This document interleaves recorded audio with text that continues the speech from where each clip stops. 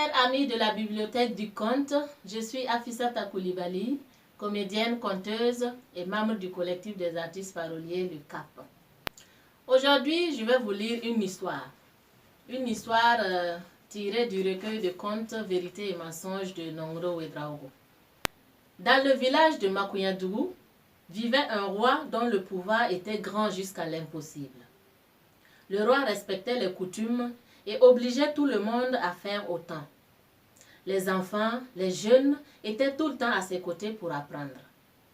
La loyauté, l'obéissance, l'amour du prochain, la dignité, l'intégrité, pour ne citer que ceux-là, étaient des valeurs enseignées et respectées dans ce village.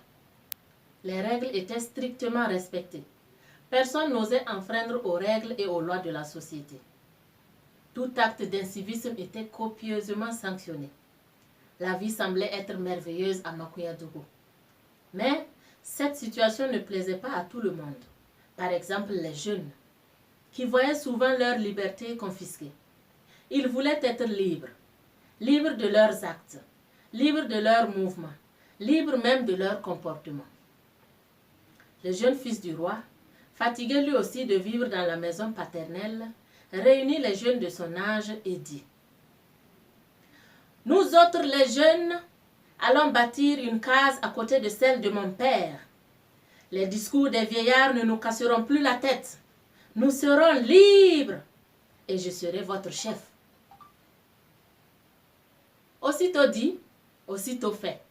Les tam-tams, les jeux et les festins remplirent de bruit la brousse entière. Une nouvelle vie s'ouvrait au jeune fils de Makuyadougou qui semblait s'y plaire. Un jour, le fils du roi vit passer un jeune veau. Il dit alors: « Une chose me serait agréable par-dessus toutes. » « Quoi donc ?» demandèrent ses camarades. « D'avoir la peau comme celle de ce veau. » Il parla ainsi, et ses camarades bondirent sur le veau, le renversèrent et le tuèrent. Ils firent si vite que l'animal n'eut pas le temps d'appeler sa mère. Ils enlevèrent la peau, la retournant comme un sac et encore toute chaude, en habillèrent le fils du roi.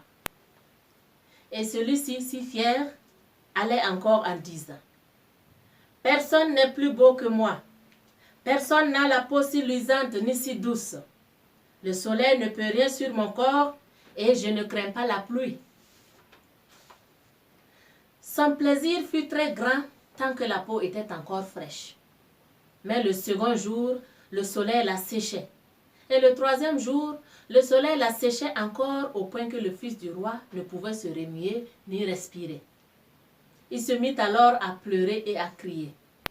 Et ses jeunes amis, ne sachant que faire, se mirent eux aussi à pleurer. L'un d'eux dit alors: « Découpons la peau et enlevons le corps du roi. » Mais la peau était si collée que pour l'ôter, il aurait fallu fendre le corps du jeune homme puis l'écorcher. Et lui de pleurer encore et encore. Le vieux roi était en balade à cheval quand il entendit ce remue-ménage. Il envoya un de ses guerriers d'aller s'acquérir de la situation.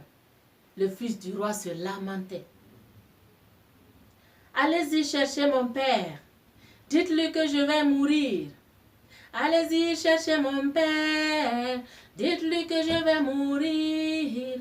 Allez-y chercher mon père. Dites-lui que je vais mourir. » Le roi vint à lui. Informé de ce qui se passait, il se mit à rire. Il riait et riait encore quand il dit au jeune: « Mais portez-le donc à la rivière. Trempez-le dans l'eau jusqu'à ce que la peau devienne molle comme auparavant. Et ensuite, vous pourrez le dépouiller facilement. » Ce qui fut fait.